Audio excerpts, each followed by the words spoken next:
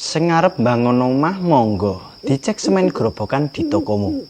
Langsung ketik jeneng tokomu, aja lali ditetep layare.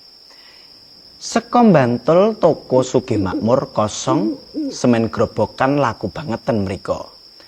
Toko Sumber Rejeki Jebres, semen gerobokan wonten kathah. Arep mbangun omah sampai bangun candi langsung wae diorder lur.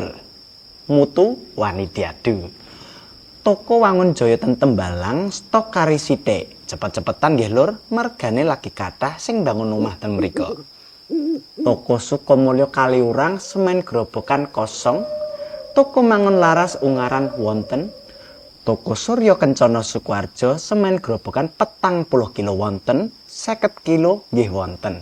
Pokoke pancen sip. Seka Karanganyar toko Trikusuma kosong. Toko Kembang Jaya ten Magelang asbes wonten, pring wonten, semen gerobokan lengkap lan saged COD. Toko Sugeng Waras Klaten paku dudur wonten, semen gerobokan wonten, boto kalian pasir nggih lengkap. Aja lali ditetep layare lur. Monggo cek semen gerobokane malih. Bangun apapun dimanapun yo nganggo semen gerobokan wae. Pokoke mutu wani diadu. Langsung wae nggih. Pancen